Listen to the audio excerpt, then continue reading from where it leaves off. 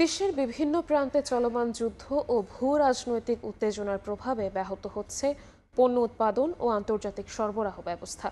বাড়ছে জ্বালানি ও পরিবহন ব্যয়, ফলে বিশ্ববাজারে ঊর্ধ্বমুখী নিত্য প্রয়োজনীয় সহ বিভিন্ন পণ্যের আমদানি নির্ভর দেশ কুয়েতেও এর প্রভাব পড়েছে। কুয়েত থেকে বিস্তারিত জানাচ্ছেন মঈন সুমন।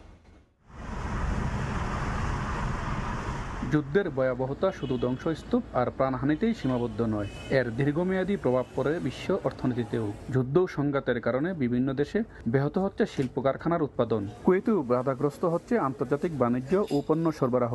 কোথাও বন্ধ হচ্ছে গুরুত্বপূর্ণ নৌপথ, আবার কোথাও বাড়ছে পরিবহন ব্যয়। এতে উৎপাদন থেকে শুরু করে আমদানি প্রতিটি পর্যায়ে বাড়ছে খরচ। বাড়তি ব্যয়ের চাপ শেষ পর্যন্ত এসে পড়ছে কুয়েতের সাধারণ ভোক্তার উপর। প্রবাসীরা বলছেন, আগের তুলনায় অনেক পণ্যের দাম বাড়লেও আয় সেভাবে বাড়েনি, কিন্তু বাসা ভাড়া, খাবার সহ সবকিছুর খরচ বেড়ে যাচ্ছে। পরিবারে টাকা পাঠানোর পর মাস চালানো কঠিন হয়ে পড়েছে। যুদ্ধ দীর্ঘস্থায়ী হলে এর প্রভাব আরও বিস্তৃত হতে পারে।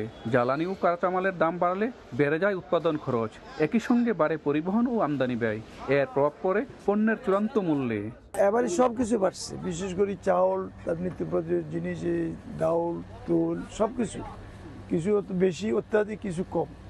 বিশেষ করে চালটা বেশি, সিদ্ধ চালটা বেশি পাওয়া যায়। আমাদের এখন বর্তমানে খাদ্যদ্রব্যের খুব সমস্যা, আমাদের ক্রয় ক্ষমতার বাইরে গেছে। আগে যা কিনতাম তার চেয়ে ডবলের, প্রত্যেকটা প্রতি পার কেজিতে যেটা ছিল একদিনের, সেটা এখন 2 দিনের, 15 দিনের এরকম হয়ে গেছে। যুদ্ধের প্রভাব হয়তো কুয়েতের বাজার থেকে হাজার হাজার কিলোমিটার দূরে, কিন্তু সেই সংঘাতের অর্থনৈতিক অভিঘাত এসে পৌঁছাচ্ছে এখানকার সাধারণ মানুষের জীবনেও।